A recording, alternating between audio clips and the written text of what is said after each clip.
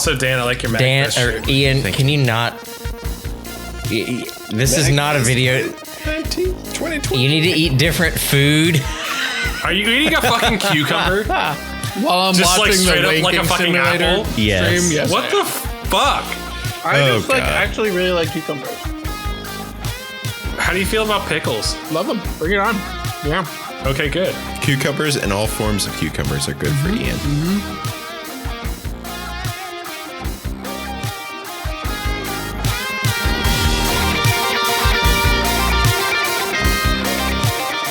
Hello and welcome to the Game Brew Podcast, episode 76, the bi-weekly video game podcast where we sip beers, chat about games, and make only one or two sexual innuendos an episode. I am your host, Ian Zero Richard, and today I'm joined by Will Roland Shell. Because I'm rolling deep. Yes. Okay. Dan Claptrap Rotz. Because I'm annoying and I say a lot of sometimes funny, in quotes, things. And Chris Brick Wrights. Time to pound something. There's the first sexual innuendo right there. Yeah, there it is. That's number one. Didn't take long. Today, on the first half of the show, we'll chat about the games that we've been playing this past week. And in the second half, we'll talk about marketing schemes in games. But first, it's time for a beer. Chris, what are we drinking this week? Will, what are we drinking this week? We are drinking. I hope everyone's sitting down in their finest leather recliner in their library with many Wow. leather-bound books. Wow. Because we are drinking not Bud Light, but Bud Light Platinum. So pinkies out, everybody. I gotta say the color on boy. this is a little bit disconcerting for me. It's very clear. There's not a lot of yellow color in to this there. beer. So tell me why Bud Light. Can you first tell us why Bud Light Platinum is better than regular Bud Yeah, Light, and then I have a explain. story Okay, so for you as to why it's not. When we are... Remember back in First, college... tell me why you're wrong, and then I'll explain to you why you're wrong. This beer is like the grown-up version of the college beer. It tastes very similar to that beer you had in college, but with some slight smoothness and refinedness to where you appreciate how smooth it goes down and how gentle it is on the palate as compared to the rubbish we used to have while we were in college. I gotta tell you, I don't think smoothness was the problem with the original Bud Light. I don't know. So- This is pretty smooth. So basically, the only difference between this and regular Bud Light is that it is almost 2% higher gravity and is slightly sweeter, which also probably explains why it's higher gravity. yeah, It's excellent. Can you It's a explain little- what really it. gravity means for Oh, those of God. us who The are... percentage of alcohol. Yeah. yeah. So it's literally just got 2% more alcohol, roughly, and is sweeter, which is probably why it is 2% Listen, higher like alcohol. I'm at an age where I know what I want and I know what I don't want, and I want refined, delicious, smooth adult beverages. Bud Light I think- Platinum. Platinum. I kind of feel like it's like, you know how natural ice Yeah. Yep. Yeah. is a malt beverage that has a higher Yes. ABV? Right. Yes. And there's Natty Light, which has the lower ABV. ABV. ABV. But is more like Kind a of beer. I kind of have a feeling that this is kind of similar. Yeah. That feels right. Dan, what was your inkling on this? So when I was in college, I'm getting some really bad sense memories from this. Oh, Dan, I'm really sorry. Listen, past trauma is a big deal. Dan, you're supported. We're here for you.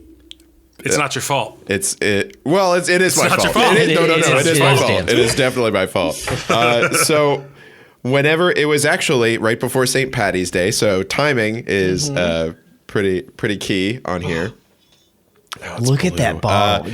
Tell me you've seen a more beautiful bottle for beer. I don't Ugliest- like it. The ugliest So- fucking bottle I've ever seen. It was The bottle's fine. Leave It was the bottle the- out of this. it was the night before St. Patrick's Day, and all through the house. It was the night before St. Patrick's Day. Me and my roommate Jacob at the time, were getting stuff for the next day. We were like, okay, we're gonna get some Guinness so that we could do Irish car bombs. We're gonna get some Jameson because we need that. We're gonna get a whole bunch of stuff. It's gonna be great. We're gonna have a great day. It's gonna be a nice day. We're gonna do some day drinking because we had off. It was gonna be awesome. And then while we were out, I was like, you know what? I'm also gonna get this 6-pack of Bud Light Platinum because it's a I'll try it. It had just come out. It's a good social beer, right? Yeah, I was like, okay, nobody's gonna be that's like, fine. no, not that. And I was like, do you want to drink this with me? And he was like, yeah, sure, I'll try it. He took a sip and was like, nah. And I was like, okay, well, I'll drink it. So we were watching The Producers at the time because it's a great movie. Highly recommend it. Yeah, some of the most beloved characters in history are in that movie. Yeah, it's true.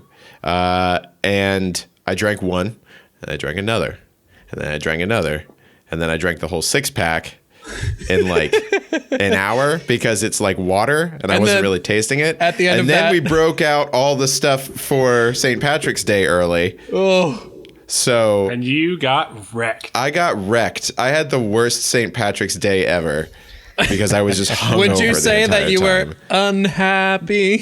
Happy, but don't sing anymore. Don't sing anymore. You can't sing any more of that. Well, it's funny though because that was springtime, right? It was springtime. Don't sing anymore. We're not- no, stop no. singing. Cut it out. Dan gets twitches when the Producer's soundtrack comes on. So, what do you guys think of this? I mean, I do like that's it. Like, it's a simple beer, That's fine. but I do like. It's just a think that- smooth beer. It tastes fake. Like it doesn't taste real. You know what I mean? It's the platinum. it's right. It's that platinum flavor. I wonder if this has to do with me being from the South, but I could totally like be sitting on my porch. No. Like that is what this beer is for, Yeah. actually. And I agree with you. It's like it's not something that I like when I am sitting down to drink a beer and like experience beer. I don't reach for this. No, But if I was just going out to the back porch sitting and in it the was sun, in the fridge, yes. waving at passersby. Yeah, So, how much? Out of curiosity, how much did you guys pay for a 6-pack of this? Well, I got a 4-pack of Pounders that was like $5 basically. Of platinum? Yeah. Huh. It was like $5.46 or something like that. I don't know. I bought one of the like 24-ounce cans, and I think I paid like Okay. $5 for it, which makes me feel ripped off because damn. Well, I paid like $11 for a 6-pack. Granted, the liquor store I went to doesn't have the best prices. It's Okay. priced for convenience and not quality. Not for quality. Yeah. I went to a beer distributor, so Right, yeah. So like if I had gone farther away, I mean, I basically just walked from my apartment, or not apartment, I have a house. I have a you're an okay. adult. You're still Right. transitioning. Okay. Chris, you're still transitioning into house mode. It's okay. yeah. So I walked from my house and went there, so definitely convenience. But I don't know, for $11, this isn't an $11 beer. You think? Oh, you're saying that's like a $6 beer? Yeah. Oh, for sure. What Totally. dollar amount? Put a dollar amount on it. How many Per dollar beer. dues? How would much you pay? per beer would you Per Oh, pay? how beer. much per beer? I like this. This is a good game. Don't say that. Did somebody say it was a fun game? Oh, get out. no, Get no, out. no, no, no. Sorry. Get out. No games. We're not playing games. I'd do $1.25. It's a fun thought exercise. $1.25. So Will, you'd pay $5 for a 6-pack, is what you just said. Buck and yeah, a quarter. How much do you pay for a 6-pack of this? Will? Do you pay $5? No. It's around $10. I think. I don't remember from the grocery store, but because it was mixing with a bunch of other stuff. But yeah, I don't know, man. That doesn't seem like a good deal to me. I can get a lot better 6-packs. For $10. $10. not for the summer heat on the porch. It has a niche for Will. It has a niche for Will. We're just gonna respect that and move on. Let's respect Will's But yeah, desire to I would drink say, this I would say $1.25 for it. sugary urine water. What? Yeah, $1.25. I would say that like a normal can of Bud Light would probably be 75 cents. Oh, okay, if a normal can of light beer is 75 cents, I would pay $1 for this. Okay. Okay. Okay. Platinum label is 25 cents. You just turned into that guy, that meme where he's standing in front of the like pegboard doing like the crazy hands and the ties of Yarder in between. Oh, the Pepe Sylvia. Pepe Sylvia. I don't know in 2 weeks how we're going to be looking back on this week, but I know that right now we've had some extra time at home to play some games because of a certain virus that's out there going around. It's going viral. It's going viral. It is. It is a viral virus. Literally. I did unironically play Pandemic the other day, but You that unironically. unironically. How do you unironically play that? Well, ironically, you would play it because there's a pandemic. Right. I played it just to play it, not because there was a pandemic. Did you do all of the like things like throw salt over your shoulder and knock on wood after you were done playing it? No, I didn't. Seems like, like you have a lot of superstitious things to make up for there. So Is that why? Yeah. It's just all your fault. Yeah. That's all right. Okay. It's all your fault. How was It's all Pandemic? your fault. I mean, You're right. It's all. I mean, if you played it the other day, was it good? Unironically, I mean, no, yeah, Pandemic's a great game. It's like the game itself is really clever because you have to think about where you're doing. It's again oddly specific, but like you have to think about where things will move if you don't stop them from happening. So like if there's a viral outbreak, it can go other places. Right. So it's kind of gamified right now. very gamified. Right Damn. now it's a tough time though for everybody in the world with this stuff though. So we understand it's not a laughing matter, but it's important to look at the comedy in it sometimes, you know. Yeah. And the So you're saying we probably should have bought like the 12 pack of Of platinum. toilet paper. of I thought you were gonna say platinum of toilet and paper. toilet paper. And yes. No, toilet paper. Toilet paper is not the problem right now. Wash your goddamn hands. Okay. Just wash your damn hands, everybody. But Dan, what else have you been playing? Because I feel like there's some things that are like, do you have any? Oh God, I know you and Chris are really going at it in terms of this, like who's won the most Sexually? video games. Oh no! Number two. Yeah. That's it. No more. It was one or two. We're at two. I can't make that promise. Well, I've been playing a few things. The first one, because the game Ori and the Will of the Wisps came out this past week. Oh yes. And I had never played. I'd seen, but I'd never played Ori and the Blind Forest. Yeah. And so I played that and I finished it. Wah, wah, wah, wah. Whap, whap, whap, whap. What did you think? Because Ori and the Blind Forest was one of my favorite Xbox games of this generation, and I think in terms of like exclusives, it was probably one of the best. It was amazing. Like I think the art style is beautiful, and that carries over a bit. But the art style is beautiful, especially because it works like a painting. Since there's like background and foreground stuff that's going on that you can pay attention to, Sure, yeah. as well as stuff that's in the environment that's right there. I think I got another I was crying moment from this I had one a bunch of those because this weekend. because the We're just weeping. he was cutting onions.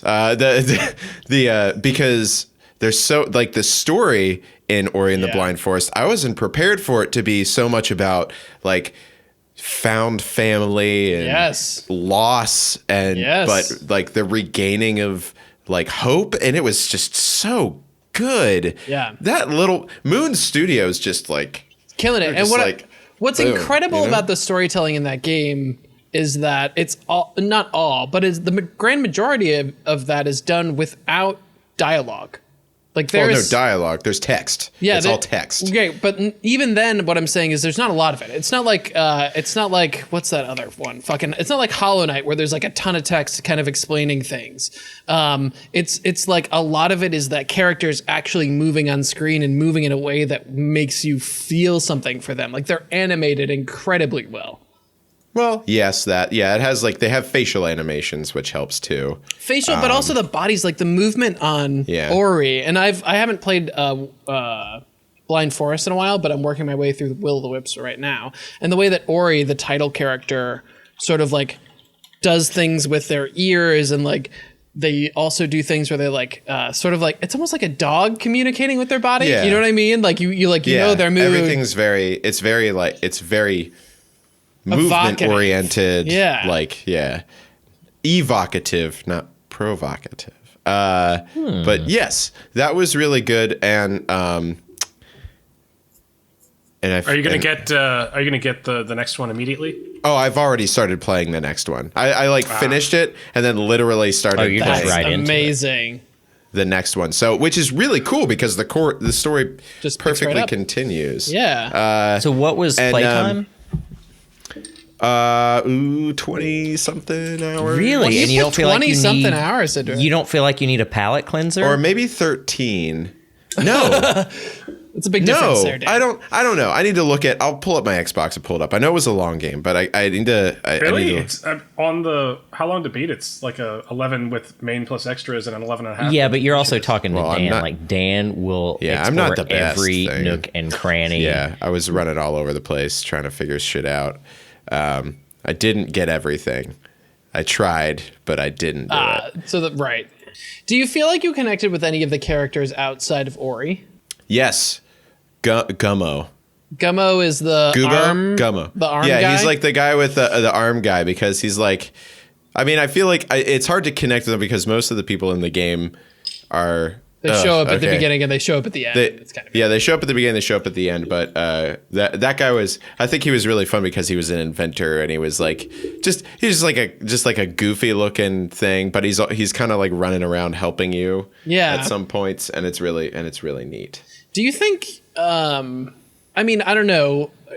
This is kind of a silly question, but do you feel like the Metroidvania sort of like 2.5D genre is alive and well after this game? Because I feel like there have been some similar games that have come out lately that kind of haven't hit the sweet spot. Sorry, are you thinking of like Bloodstained with Yeah, I'm this? thinking of Bloodstained in particular. Yeah, Bloodstained. There was also that other one, the one with the thorns Yes. that you were playing. What's I know that called? exactly what you were talking about. We're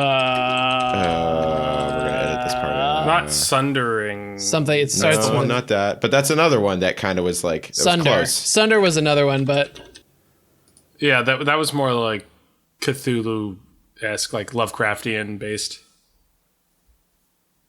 what the fuck was this name called? Blasphemous. Blasphemous. That was the one. Because that was close. There's a lot of things right now there's a lot of like games that try to be like the Metroidvania style, but there's just something that's not right. Like something's out of balance a little bit. Like, and I think that's where Ori kind of. Ori in the Blind Forest, the definitive edition is the one that I played, and that one was they cleaned up a lot of stuff. They added warp points to it. They added like a dash ability that wasn't in the original one that you could use. To me, yeah, and I think that dash ability that Dan's talking about, I feel like where those games are really set apart, Ori from Blasphemous and Bloodstained, is the general traversal in the game is so much more satisfying in the Ori titles than it is in Blasphemous and in Bloodstained. Now, given How about compared to like Dead Cells? Dead Cells, I mean, Dead Cells feels different. good to move around in. Dead Cells that was like one of the best things about it. Is that it's very fluid, and I really like that about it. Yeah, But Ori leans more on the platforming side of things than any of those games does. And I think I like that about it. Yeah, very platform puzzle solvy. I have to apologize. I'm overestimated the amount of time. My Xbox does this thing where sometimes if I leave the app like in the wait mode, it keeps tracking time. It was only 8 hours is all it took me to do it. There you go. And I'm disappointed in myself because I only got 62% completion on the achievement process. Go back and finish it, I Dan. hate it when I only get 62% completion. Oh, was that? I'm usually at, like, are we she past said. 2? Yeah, I'm that's, sorry. That's 3, but that's I'm okay. sorry. We're gonna keep counting. My That's bad. number 3. Here's a sound. Will, have you been playing anything new this week? Yeah, I have been. So I don't know if anybody's noticed the past few episodes. I've been trying really hard to find things that I enjoy about mobile gaming because for so long I hated mobile gaming. And So I started up the Apple Arcade. I'm on a month free trial of the Apple Arcade. Okay. And I grabbed a spare PlayStation controller, hooked it into there, and started playing some games. And there's some really good stuff that kind of grabbed me. And I was like, this is totally fun. This might be a dumb question. Do you need an iPhone to be on Apple You Arcade? do not. I do have an iPhone again now, so I'm on Team Dan again. Yes. God damn it. But Yes. God damn no, it. you can do God it. damn it. You can do it just with an iPad. But what's cool is I've got a MacBook. No. Oh, okay, but not with a Pixel or anything Android. It's what I was asking. I guess. Not that Correct. I'm aware of, no, because it's built into their Okay. app store, and I don't know of any other way to access that. That's But right. You have to have an Apple product. Yeah, and you Okay, can that's pick yeah, with I should've Cloud been Saves. You more can pick clear. up and put down on whatever device you have near you at the time, computers and Apple TVs included. MacBooks or iMacs and Apple TVs included. But I'm playing, But not PCs. but not PCs. But I'm playing a game right now called Spaceland, which is kind of like an XCOM, not kind of like, is an XCOM, top-down strategy shooter clone. And it's really good. It's a lot of fun. It's simple, but it is very challenging. It gets very challenging very quickly. I like the game mechanics in it. I like the strategic elements. You do not get much ammo in that game. Significantly less than what I remember getting with XCOM. And you really got to plan out things intelligently. It kind of reminds me, it's got a similar vibe to Mario plus Rabbids. Did you play any of that game? I saw some of that game. I didn't play it, but it does have kind of a cartoony vibe, but it doesn't shy away from the occasional four-letter word, or even a three-letter word sometimes. Like They say ass. Oh. Or that's a three-letter- that's a three-letter word. Do they say slap? I don't know. They said damn it. Do they? Which is also do not they a say- four-letter word. That's not a four-letter word. That's They what say about crap? chat? Oh, chat. Ooh, Oh yeah. I don't know. I'll Maybe I'll poop. update the. Oh poop. I'll do a transcription for you. Okay. the gameplay- Yeah, I was gonna say it kind of has like a cartoony StarCraft vibe. It almost. Does. Like It does. Like Space Cowboy with heavy. I armor thought that was type going to thing. turn me off, but I was like, you know what? Let's try it. I'm sitting here. I'm bored. Let's try it. But it's really good. The gameplay is excellent. The dialogue and the story is enough to it got me interested quickly, and it's keeping me interested. But the dialogue is very obviously written by someone who doesn't necessarily or hasn't necessarily done this for a living, and kind of lacks that higher tiered skill set in dialogue writing. But it's not atrocious, and it does drive the story forward and keep me wanting to play more. Will, how long does it take you to clear a stage of Spaceland? Not long at all. This is a game you could pick up and put down. This is a good crapper game. This is also a good, Nice. I need 5 minutes Crapper games. to just reset my brain and not do work game. You in 5 minutes, no more than 10 tops so far. Yeah. I'm still in the first half of the game, but you can clear a level pretty quickly. I'm not going to have to worry about not do work games for the next 2 weeks. For the next because 2 weeks, we can just all play it I together. can not do work as much as I GD1. There you go. GD it. That's right. Spaceland may not be afraid of the four-letter words, but we are here at the Game Brew Podcast. It is Oh, available on wait, Steam. can as I? well, Will actually. I have? It is what? Say that again. It is available on Steam. Actually. Okay, cool. Oh, how much is it? $15. Oh, that's too much. $15. I would say okay. at this point I wouldn't pay 15 for it, but I you also could have do not the- finished it yet. Well, How many Bud Light Platinums? there would you we pay? go. There Bud we Light go. Platinums, I would pay. I'd do 2.5 Bud Light Platinums for this. 2.5 Bud Light 250. Platinums. That's not that many. Okay. Will, I do have one more question for Will. Yeah. I statistically don't like RTS games Statistically. or hold on, let me rephrase This that. is not a real-time strategy game. I know, but let me finish my sentence. Oh God, Dan hasn't eaten dinner and he just remembered. The Halftime's coming, buddy. Hang in there. okay. So I typically don't like strategy games like XCOM or this or Mario plus Rabbids. Could you sell this to me as a person who doesn't like those games? No. To play it? No, this is No. straight up those types of games. And what's driving this Okay. more than anything for me really is the gameplay. It's very fun gameplay. Story, weirdly for me, is actually a secondary, but if you don't like those kind of games, there's not enough of anything else here to grab you and keep you. Got it. Okay. Cool. But so far, I like it. And Apple Arcade seems pretty cool. I downloaded way too much shit and don't have... Well, I do have enough time to play it all now, so... just gotta Did any of the rest of you, along with 15 million other people in the world, apparently install Call of Duty Warzones sometime in the past but I couple wanted of to days? ask you guys about I this. did. Is this what you've been playing when you're like Warzone, or is it something different? Yes, that's what what the I hell was is doing. wrong phone. with you? Okay, so please tell me about this. Okay, On the phone. Chris, you tell tell us about Will Warzones, Chris. about Warzone. Okay. So Warzone is a new mode that came out for Call of Duty Modern Warfare.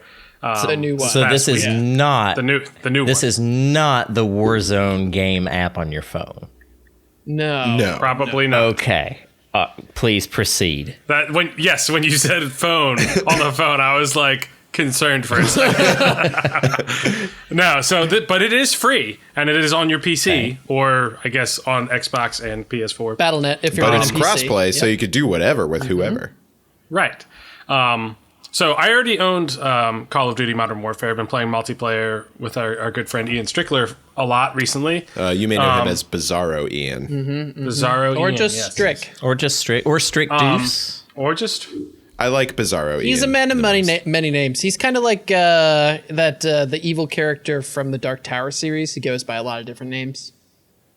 Oh, the Man in Black. Yeah. Yeah, correct. He does have a lot of names. That was a good reference, Ian. No one's going to get it. It's a great Sorry, book back to series. Chris. so I've been playing this with him and with Dan. I haven't played with Ian yet.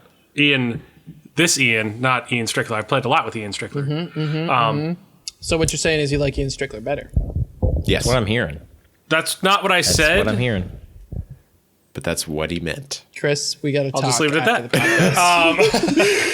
podcast. But it does a really good job of kind of combining a lot of the strengths of a lot of the different battle royales, and it's been probably the one that I've had the most fun with. I think the most interesting thing that they've added to it is the gulag. So whenever you die, the gulag. Whenever you die, you go to the gulag to fight for your life against someone else who's recently died. If you win, you get to go back into the game. Ooh. If you die so again, cool. then the only way to come back is if your partner or partners buy you back from one of the places around that you can purchase Yeah. different things. And what I love about this, and actually this was a Dan comment, and so I just want to call out Dan and lift him up for making this comment because it's totally true. But Thank I'm you. going to say it on the podcast because that's how this works. Basically, they come up with good ideas and then I say them. Is that Dan mentioned that this is like a really cool way to gamify a game that can seem really stressful from the outside. So like Yes, PlayerUnknown's exactly. Battlegrounds, you spend all this time like snaking around through the grass, collecting loot piece by piece, like really being meticulous and hiding because if you die, you're dead for the whole round. And that with sucks. the gulag plus the buyback, you can die as many as 2 times during a game and still come back. You have like 3 lives per game, which is great. There's a bunch of opportunities to return. So like you keep watching either your friends or your other person. Yeah. The second thing that I also want to talk about as far as gamifying it is the contracts that you can do. Oh yeah, that, so that instead is of such just a great. Oh yeah. because instead of just doing like okay, just survive. That's the only thing. Where do we go now? Yeah, drop at towers and then whatever. Yeah. So instead of doing that, you also have contracts, which are either 1, defend a point for a certain amount of time, 2, open specific loot like caches that are around the map that you have to run to, and 3, hunt a specific target, which is my favorite one. Because me and my brother, Brad, we like to do that. We go in and then we either do, okay, we're just going to do the hunt a target contracts Oh, I like and this. just try and kill people. Or we play it super PUBG style and we like go to the middle of the map and just build a Chill. tent Cool. and just kind of wait until the end. We got 3rd place yesterday from doing one of those. Nice. So Nice. Yeah. But I think that it keeps it like, instead of just being be the last one alive, it's like be the last one alive, but also here's all this other stuff that you can do. I Yeah. like that because one of the reasons why PUBG and like pretty quickly faded away from me, and then I really never latched onto Fortnite, was the finality of playing the game. It's like you hop in, you play, you die, and you're done. And you either wait for a new round or you log out and log back in and start the game. In this one, you live, you die, you live again. Yeah. And I like that. And then you potentially live a third time. And one of the things that I love about that too is it allows for this this story creation that happens in other Battleground games, but it's kind of like the same story in other Battlegrounds games. But when you can res and come back, you're like, all right, we were crawling through woods, but then this guy killed us, but then I dropped back in because our guy got us, and then we got him back. There's like an arc that can come back because you can actually redeem yourself, which I think is really great. And also it's got that really like smooth, buttery, very refined shooting that Call of Duty is known for. Like it just feels great to shoot in that game. Yeah, it I does. really It does. like this idea. I'm going to have to play It feels this. it feels really shiny and chrome, doesn't it? Yeah. It does. I suck Thank you, Dan. at PUBG, so I feel like I platinum, would really really. like this. It's platinum.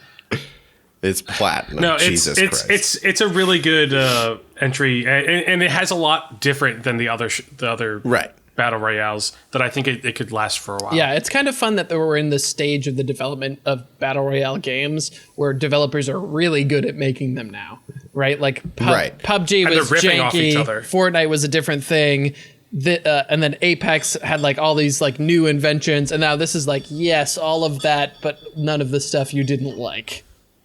Right. It's like, oh, you don't want to build shit? Good, because we didn't put that in there. Yeah, exactly. Good. I hate that. I don't hate like that Right. about Fortnite. I don't like And building some It's like people the are into worst. it, but that's just the Fortnite game. It just is what it is. Mm-hmm. But I love that developers are really great at making these games now. Chris, have you been playing anything else? Well, I wasn't here last week or the last episode, so I have a Yeah, bunch of stuff and that I we- want to talk about real we- quick. We definitely made us drank drink beer. not beer on the podcast, Chris. No. They We made drank us beer. do it. We drank beer. Will, Will, Will, what you the shut fuck your is damn wrong? mouth. Chris, we drank beer. I tried. Will, give me back the $5. Will, give me back the $5 I gave you. What? Give it back. I spent it on the Bud Light Well, Platinum. that's why we're drinking Blood Light Platinum now. For our sins from last week. But yeah, so I was out obviously last time. So when I touched down into Boston on my way to PAX East, I beat the champion in Pokemon Shield. Nice. Nice. And rolled credits on that. For you. Nice. Whap, Nice. whap, whap, Um, whap. Whack, whack, whack. Wah, wah, wah. I also finished Borderlands 3. Wow. Wah, wah, wah, wah. I also finally, after I think about 85 hours, beat The Witcher 3. Wah, wah, wah, wah. Nice. It was, seriously, 85 hours of I like was- playtime.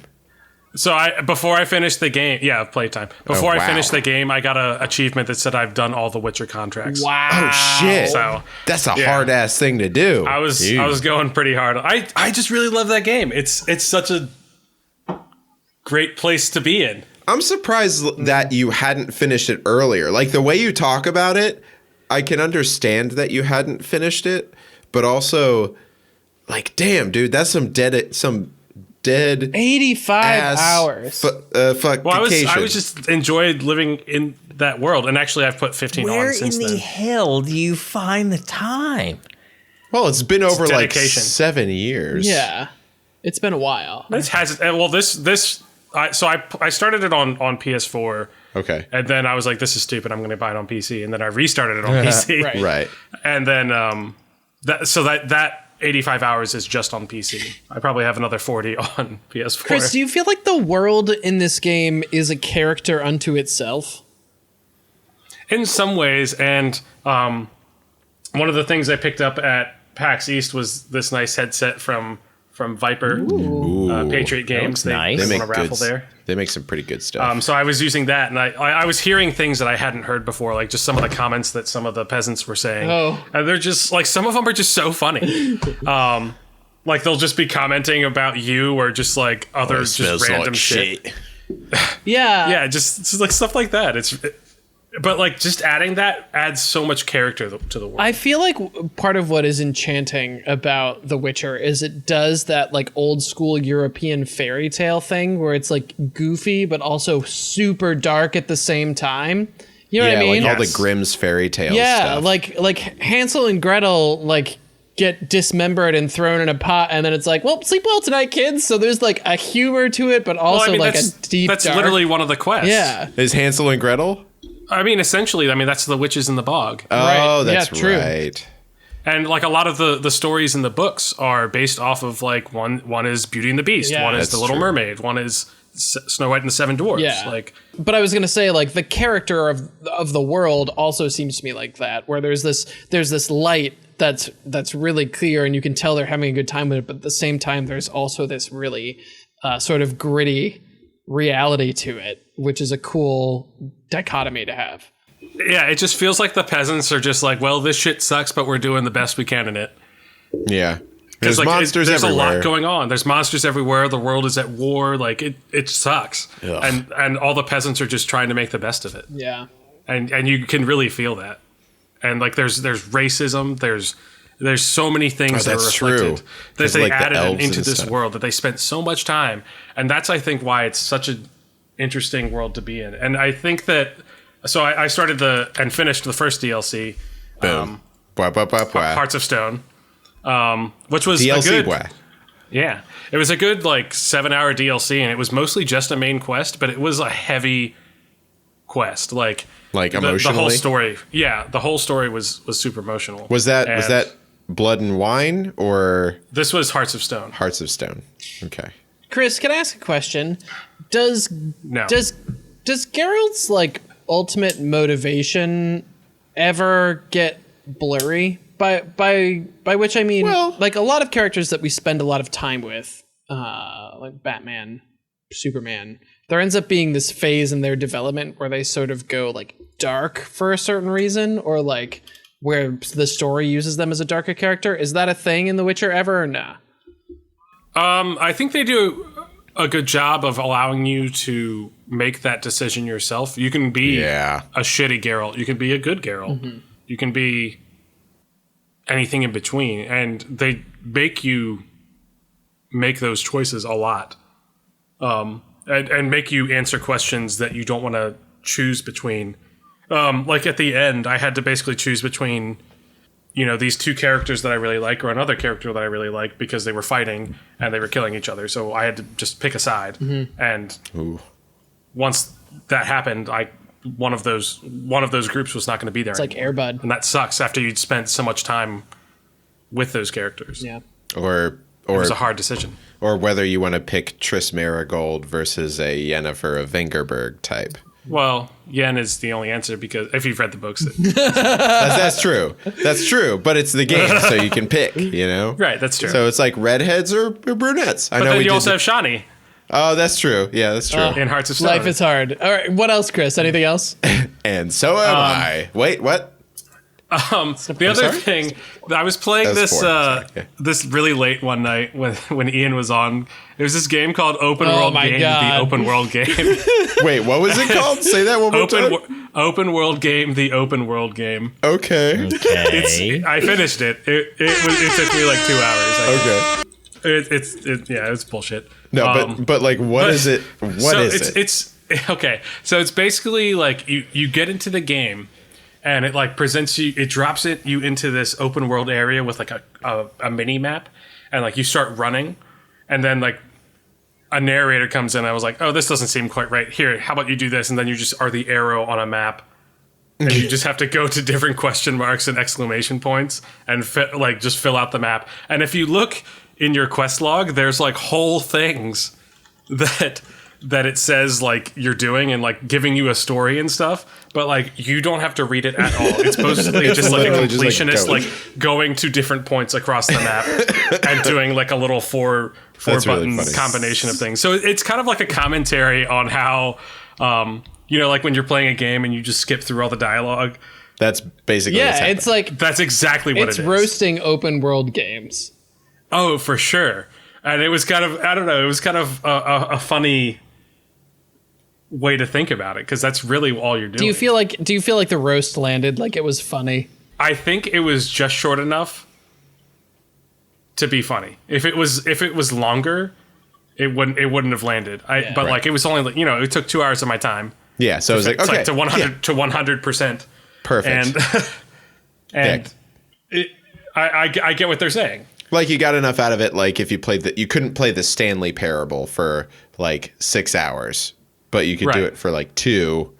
Right. I don't know, Ian. I don't know if there's. Stop making that face. I don't know if there's enough content to last 6 hours. I feel like let I alone- played the Stanley Parable for a lot longer than 6 hours. I can't play the Stanley Parable for a couple of years until I get that. There's an achievement after you play Stanley Parable, and then you can't play it, I think, for 5 years, and then you get an achievement for not playing it for 5 Oh years. snap! Really? I think might be getting close. I'm pretty for sure me, that's too. a thing. Yeah. Might be getting close. That's Oh, boy. hilarious. Okay. Anybody else got any games that they've played this week they want to talk about? Okay. I just wanted to point out before Yes. I was so close to being in front of Dan.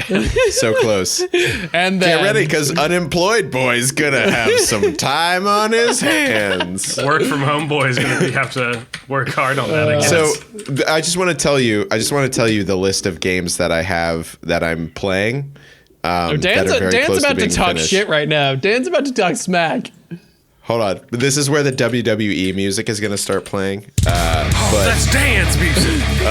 But so Link's Awakening I have on my Switch. I'm currently playing it. I'm almost done. When he I'm finally going to be wakes up, finishing it s- is epic. Yeah. You're gonna love it.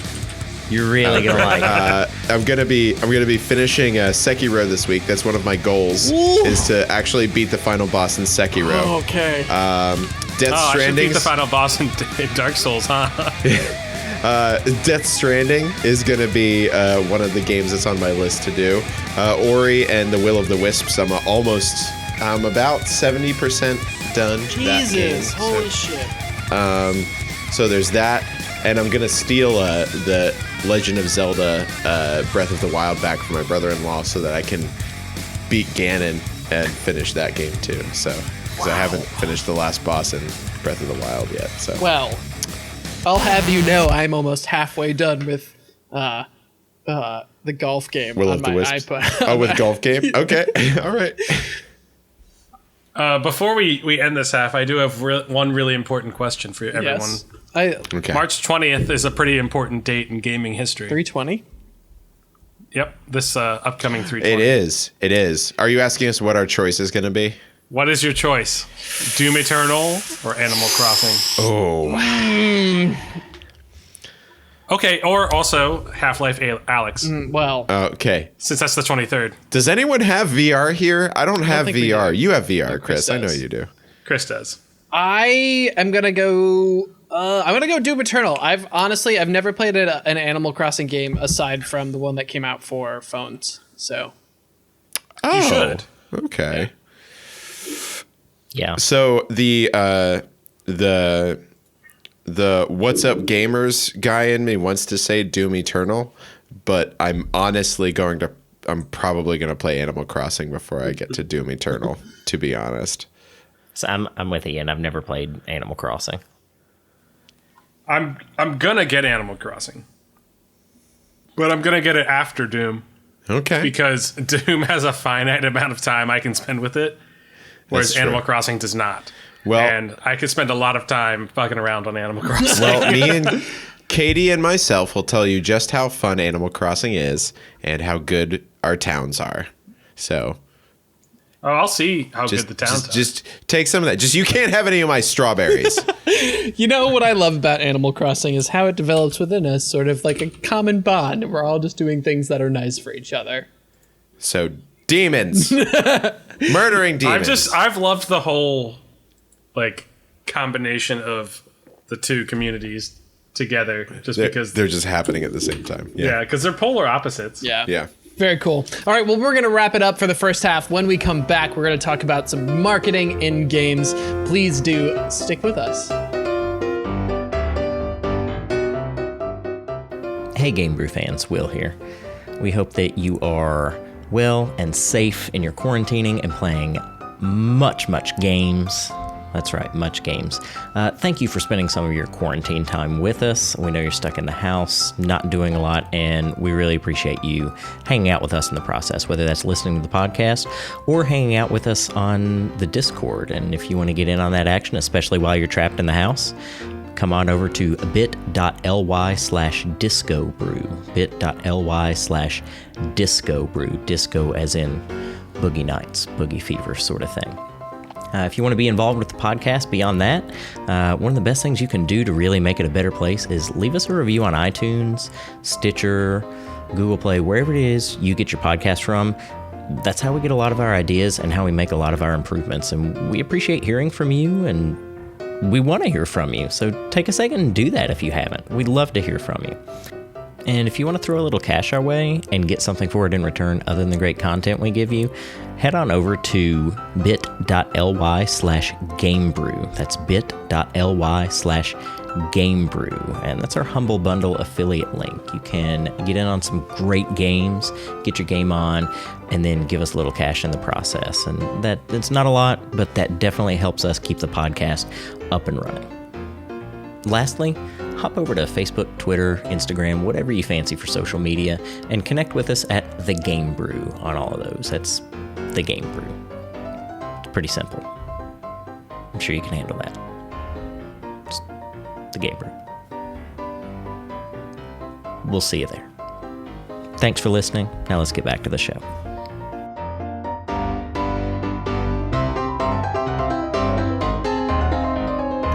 Hello and welcome back to the second half of the Game Brew podcast, episode 76. Let's check in with our beer. Will Platinum Bud Light. It's not just the regular version. Will Platinum sounds like a DJ name. Will Platinum. Will Platinum Will Shell. Platinum Shell. I mean, it's still platinum. It's still tasty. It's still good. As a matter of fact, I've moved. For a hot second, I forgot your. I am podcasting from the front porch, actually. You're podcasting Nice. from the front porch. There's Dude, a lot of social background distancing. noise. True. Yeah, they're far away. Do you feel like He's like, "How are you now?" Bud Light Platinum is something that you would ever recommend to anyone? No, I feel like I Is would. this a general question? I feel like I would share it with someone if they came over. Okay, but I not do not recommend. feel like I would recommend it to someone. That's Okay. a fair distinction to draw. I agree. I wouldn't be like, hey man, you know what you should try? You know what's life changing? Bud Light Get Platinum. this shit out of my fridge.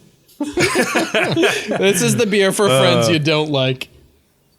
I am remembering why it was dangerous the first time that I drank it because Yeah, it'll.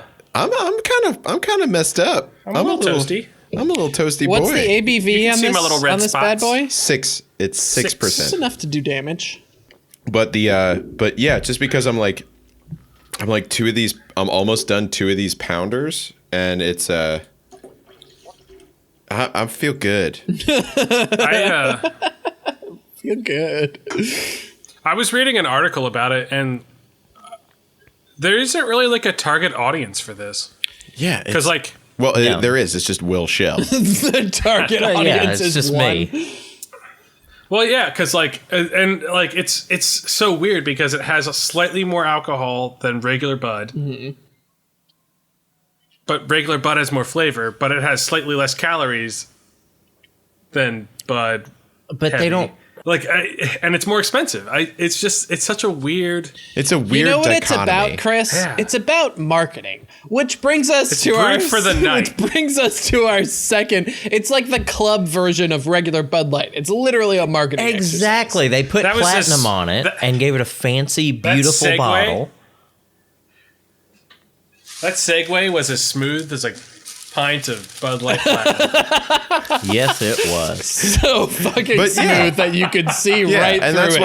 why, that's why in the second half we're going to talk about kind of like gaming marketing campaigns and like the things that have worked, some things that haven't, and like has that affected the way that games sell? Yeah. like has the marketing like actually done its job and like gotten more people. It's to a buy funny the game. question. I feel like so one of the big games that I feel like always does a really heavy marketing push is Call of Duty, right? We're all kind of familiar with this sort of perennial Call of Duty. It's got like that green background to it, and they create like own branding things for the different like flavors of Call of Duty. So like the Black Ops stuff have masks with like the white paint. They have on the it. masks. They have There's like orange involved usually. Yeah. and there's that orange and black kind of feel, whereas the Modern Warfares and the Infinity Ward ones have that kind of green and black sort of modern-esque feel. Right, and we're all familiar with these kinds of things because it's a specific idea that's pushed by the publisher for the game to try to get the game out there. And you also, like, one of the things about the Call of Duty games is I feel like they were some of the first games that I remember to really make a big splash, like, everywhere. Like, there were Call of Duty commercials, there were Call of Duty, like, billboards, and I know this was a thing back in the day with, like, certain Game Boy titles, and at times there was, like, a really big Apple computer commercial. But this was the first one that wasn't, like, they weren't selling a system or a product. They were selling software. And I feel like that was a really big deal. It was a big thing, and I think that right now it's interesting because Modern Warfare, whenever that came out, it was really calling to nostalgia kind of stuff, because like a lot of the characters and the things that we're doing was like, oh yeah, this is like the Modern Warfare you remember from like 2005. Yeah.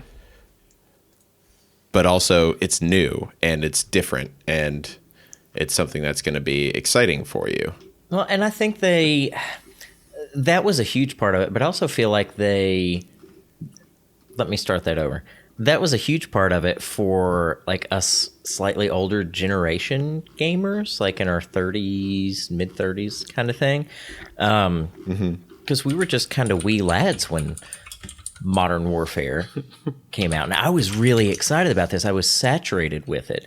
And when I started seeing the commercials, which I also feel like they really rammed to the forefront of everywhere, not just gaming websites, not just on gaming platforms, but all over television, I was super, super excited about getting back into Call of Duty because I'd been just saturated with it for so long. I think the combination of extra marketing dollars there and bringing back an oldie but a goodie was really effective. So Modern Warfare 2, they put a lot of money behind, and I think putting it in some kind of different locations, like they had somebody who was driving a NASCAR car that had it on there. I think Joey Logano. Because of that, it kind of sold 28.5 million units and brought in almost $1 billion. But Modern Warfare 3, they brought in a lot of celebrity talent for it. So a lot of the ads had a bunch of people that you would recognize from like action movies and kind of funny movies and stuff like that. I think on the first day sales, it took in about $400 million. And that's from like just UK sales too. So that's a lot of money, like day one, that it made through there.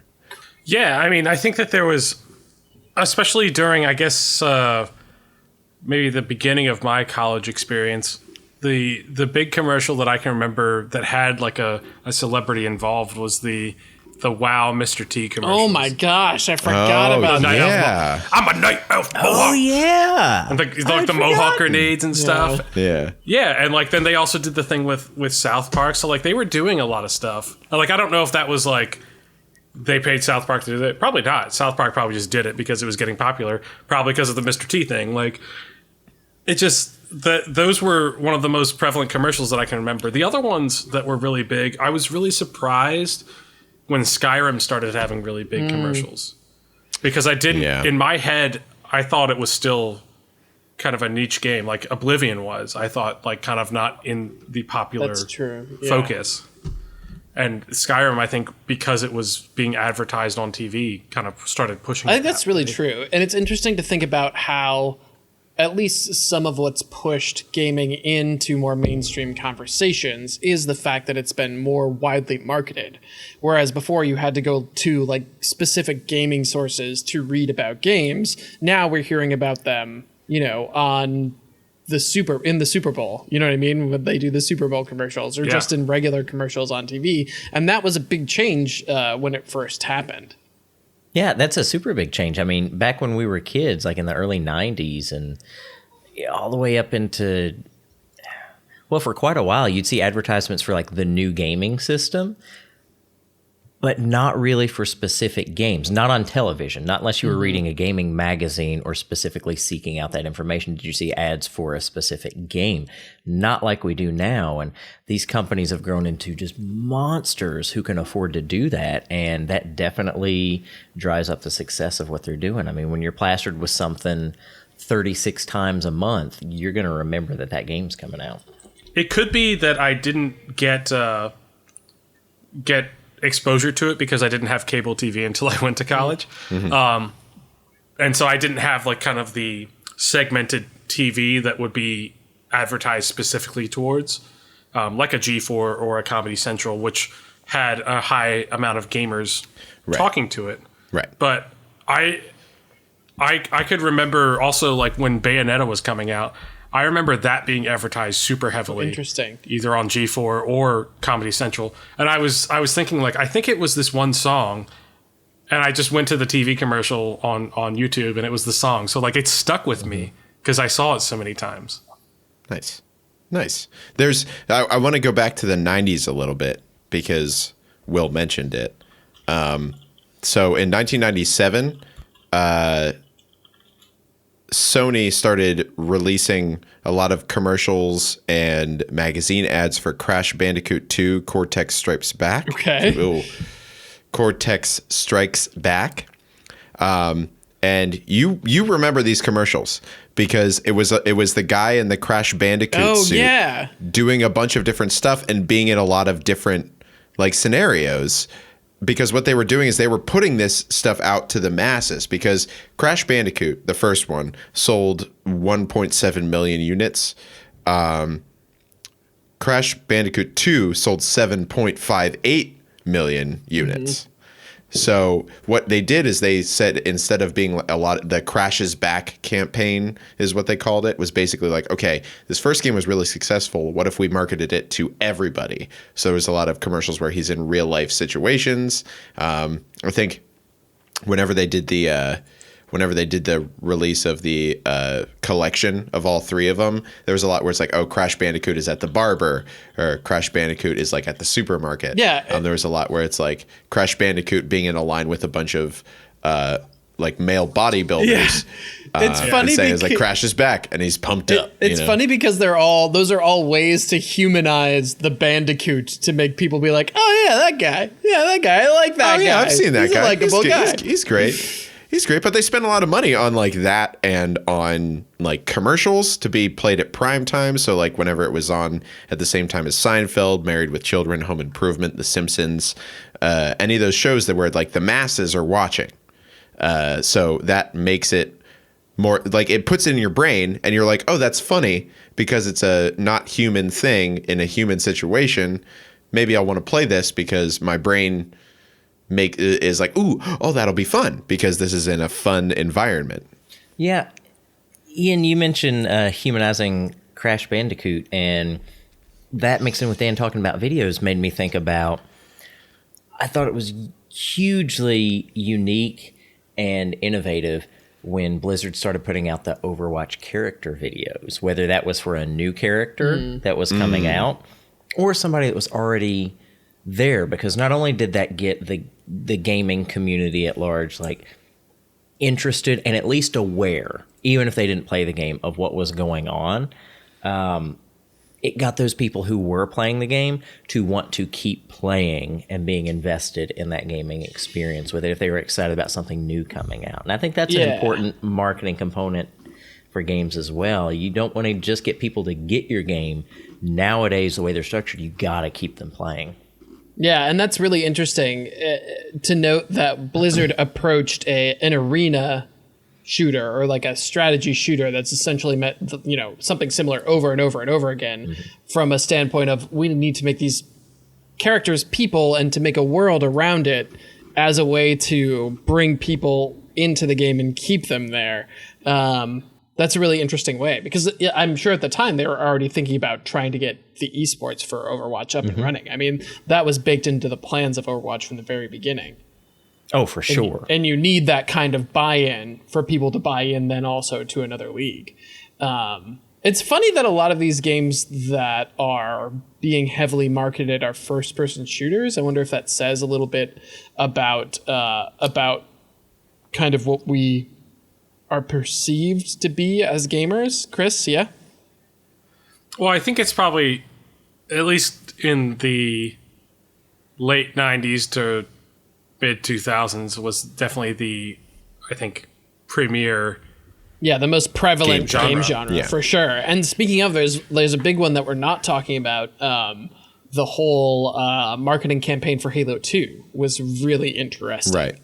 Right. Which, yeah, and that's the ilovebees.com stuff. So for those of you who don't know, when Halo 2... When I was a young man. So whenever Halo 2 was, before it even had a trailer or anything like that, a bunch of gaming community members at the time were sent jars of honey that had like a label on it, and it also had a website called ilovebees.com that they all went to. And this website, ilovebees.com, was just a blog from somebody who was writing about loving bees and making honey and that kind of stuff. Ostensibly. That's what it was. And then all of a sudden, like, people were like looking through this article, and then the same day that the Halo 2 trailer released, the website was kind of like, there were some things that were taken over by an AI named Melissa, who was like just putting a bunch of weird things with it. And one of the things that, this is like kind of the beginning of AR stuff, like augmented reality sort of marketing stuff. Because one of the things that she put out was something that could be decoded as GPS locations. And the GPS locations were all payphones in the real world. So people would go to these payphones and wait for them. And when they got there, they would like listen to, like, if it rang, you'd pick it up, listen to it, and it would be this AI Melissa accidentally giving the coordinates to Earth to the Covenant, which then kind of spurned what happened in Halo 2, the Covenant finding beginning, Earth and attacking it and that kind of stuff. Yeah, it's like such a cool thing. And I remember at the time finding out about I Love Bees and people being like, yeah, I think, like, no one knew. It wasn't like immediately clear that it was connected to Halo 2. And that was kind of the part of the fun of it. It was one of an early thing where people were like kind of data mining it to try to figure out what this was actually about and what it was pointing toward. Right. And the cool thing about it was that it was sent to games journalists and like gamers at the time, so they were confused. Now it's kind of standard practice for like when a game's coming out, like Hideo Kojima, whenever Death Stranding was coming out, they sent out a bunch of these cases that had locks on them that they couldn't open on their own. They had to like work with other members in the gaming community. That's cool. To like figure out what the codes were. And then once they unlocked it, it had like there's special PS4 with the special PS4 for Death Stranding. It had like a little ceramic, like a little baby, like the BB that you carry around in it was in there. And it was really cool. If you haven't looked at one of those, like, look it up because it's really cool looking. Or even sometimes now even like hardware companies are getting into this game where NVIDIA just tweeted and then deleted this like 2-second video of like an eye processing something, and it has to do with a feature in their next set of graphics cards that's going to help to improve VR frame rates and handling. Like, I've heard that might be related to like eye tracking. Exactly. Yeah. But like the fact that they dropped that video and then oops, oh no, it's not a thing, that deleted it immediately, everyone is super interested in it. Whereas if they had released a video talking about eye tracking for their next VR update, people would have been like, meh. Yeah, but it's a and mystery that's that brings us something that gets on my nerves, but it's genius. It gets people talking and speculating, and it gets their company or their brand, whoever it is, in the subject of this larger conversation, and it drives me nuts. Like, what was the video? What's the successor to Skyrim? And the video was just like these words on a screen last year. Do you know what I'm talking about? Oh, Elder Scrolls Yeah, 6. yeah. I just can't Yeah. remember what the term is they're calling it. Elsewhere. I don't Elsewhere? think no. That was something different. But it That was was just for Elder Scrolls Words on a screen. I was like, Yeah. But you like there was son of a bitch. speculation of where it was, who like Online. Yeah, it's When it's basically gonna like, come oh, out, this little it's- video yeah. that shows you, ooh, this might be the area that we're in. Yeah. Right. Which is, it's teasing. They're teasing us with these little things that kind of point to it, but we're gamers. But it hate creates that. It does. conversation. It creates meaningful It creates conversation and gets people going to the websites. Like, hey, I want to find out more about this, and Googling it. Right. Drives up their search results.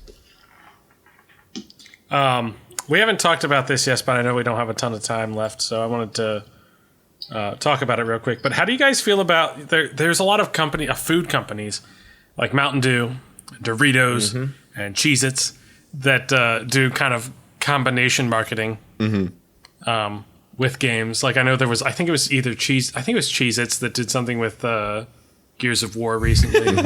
I think Mountain Dew did something with World of Warcraft. World They of did Warcraft. World of They do Warcraft Modern where they Warfare. had like the Horde and the Alliance flavors. Right. And just like sometimes they give out codes and stuff Yeah. like that. What I mean, do you it's- guys like that? Or I kind of think it's fun. It's fun to be like, I think my favorite thing to remember is the gamer fuel or game fuel Yeah. from Mountain Dew whenever Halo 3 came out, because Yeah. they were like, oh, it's a new flavor of Mountain Dew, but it's also like linked into Halo. So I was like, so whenever I started playing it and drinking the thing, it's like I link those two memories together, which is what they're counting on. Yeah. Is they're like, oh yeah, so you're going to think about this when you're playing video games, and you're going to keep buying it. Well, and I got the when Fallout 4 came out, I got the bottle of Nuka. Nuka-Cola Quantum that was Yep. made by I think Jones Yep. Soda. I mean, Yeah. I think it's all in Yeah. good fun, right? As long as it's not, I don't know. As long as the thing being marketed isn't like dangerous in the first place, or like isn't marketed in a slimy way, I think it's all in good fun. Well, it's all about just getting your product or your brand out there. I mean, and if you can slap your name all over everything this side of Dallas, do it. I mean, Well, and I think it's funny that like Doritos and Mountain Dew, especially, just kind of leaning into that. I don't know if stigma is the correct word, but like the reputation that gamers have. I used it. I know. What's it? Yeah. I think I said it too.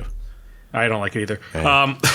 But people that play video games tend to like those things. So then, I mean, it makes sense. It's also- I mean, yeah, it and it's does. fun. I don't know. Yeah, and keep in mind, it's also one of the most profitable like forms of entertainment at the moment.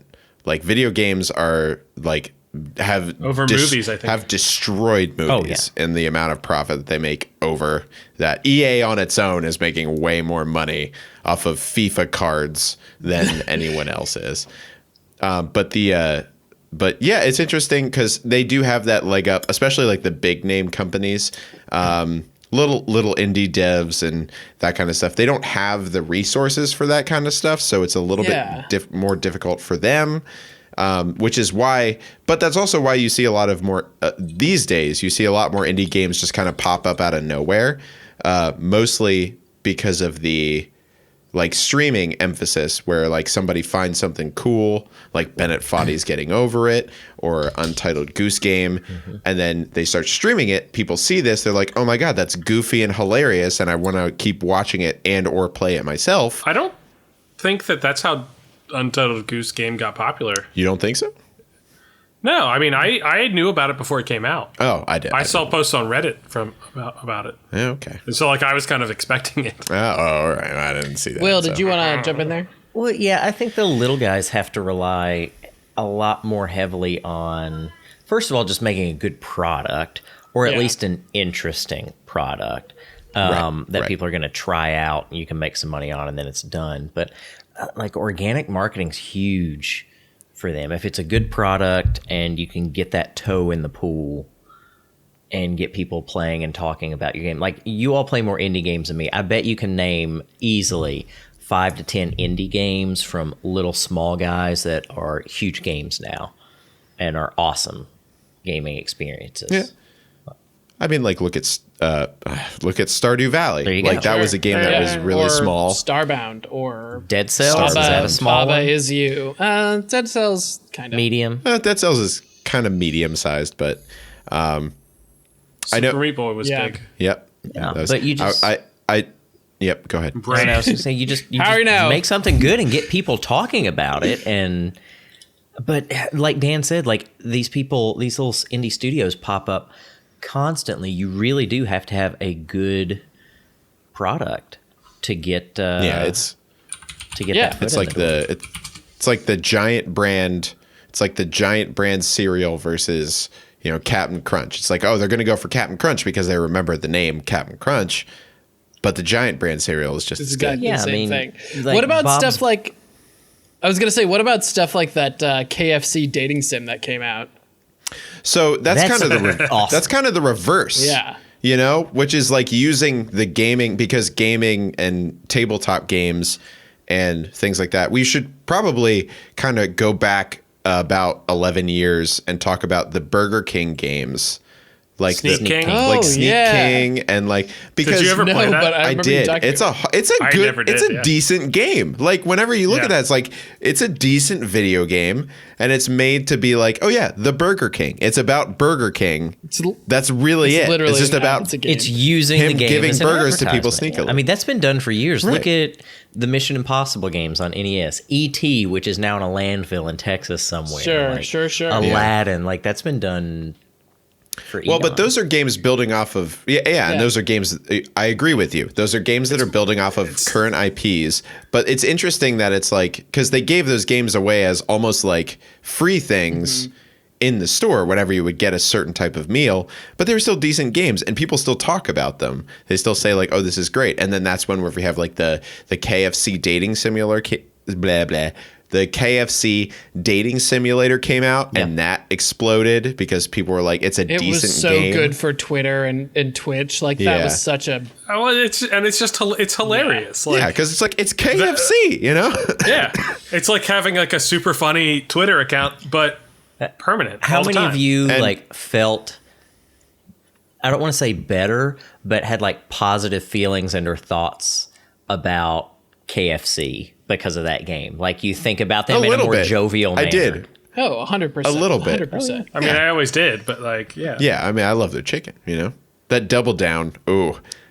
Chicken, cheese, chicken, bacon. Love it. My heart doesn't, but I do. And then recently, this is actually kind of a point of contention because Wendy's came out with a tabletop. Like, they came out with a Wendy's 5e, like Dungeons and Dragons sort of game. What? Like is it yeah. like a campaign? Yeah, it's like a campaign setting. It gives you the specific characters to use in it, based on the Wendy's Oh foods. my god. That's amazing. So and a lot of people are like, it's very well created, but they didn't give a whole lot of credit to the people who were making it. So in the like Dungeons and Dragons community, we kind of, it's a little split about it. I know Critical Role did a campaign setting on it, and a lot of people were like, oh, but they didn't give any money to these people who created it, or they didn't pay them enough. And so that was a little problematic. But it's interesting that it got to a point where even like, you remember 20 years ago, playing Dungeons and Dragons wasn't cool. People it was didn't. almost a faux pas. Yeah, it was like you didn't tell people you play Dungeons and Dragons. Now I tell people I'm a dungeon master, and they're like, "Oh, that's really cool." And Can I'm I like, come play? "What's wrong with you?" It's like, "No, you can't. They're messing stuff up on their own. My current adventurers, they don't need any help." But it's interesting that it's like now the kind of like small form entertainment that we used to enjoy and just be like, oh, I thought I was alone in this little tiny world, is now a big thing that people are using to sell more stuff. Right. It's like the idea of something going viral is actually the idea now. It's not just like, oops, it went viral on accident. It's how do we create something that goes viral on purpose? That's gonna go viral. Yeah. Right. It's like Bob's Basement Gaming, man. They are blowing up. Bob's Basement Gaming, man, that place really, they've got a campaign going on that is just blowing people's minds. Yeah, Their man. games slap. They do slap. They slap. The game They're slaps. All right, well, I want to get back to Baby. playing my Bob's Basement games, so I think we should wrap up. We should probably wrap up. That's a good idea. All right. Well, thanks for signing in. Thanks for joining us, everybody. We will talk to you again in a couple of weeks, and in the meantime, stay frosty. Good night, everybody. Good night. Good night, everybody. Everybody. Don't stop.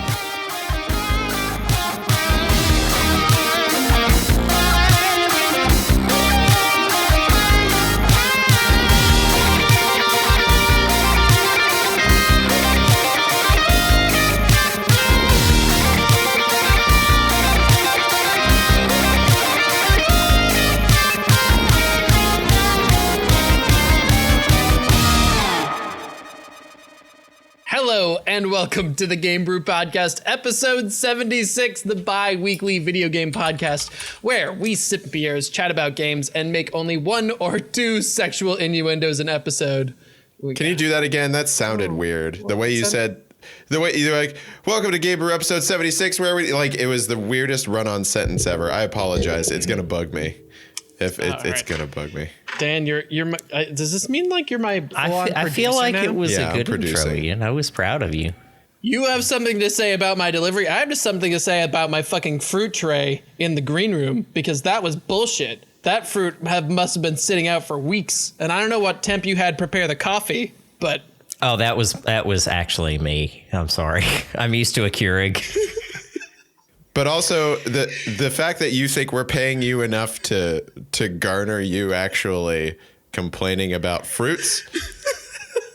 so I'm doing the intro. I think again. Dan means more commas in your delivery. More Yeah. commas. Less run-on sentence, more. Zip zap zap, zip zap zap. Okay, I'm ready. I'm ready. Can I get makeup in here? You're fine. No, it's an audio medium. No. Okay. You're fine. Okay.